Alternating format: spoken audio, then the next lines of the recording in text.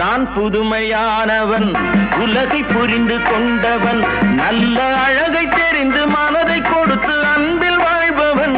ஆடலாம் பாடலாம் அனைவரும் கூடலாம், வாழ்வை சோலையாக்கலாம். இந்த காலம் உதவி செய்ய, இங்கு யாரும் உறவு கொள்ள, அந்த உறவை கொண்டு மனித இனத்தை அளந்து பார்க்கலாம். இசையிலே மிதக்கலாம், எதையுமே மறக்கலாம்.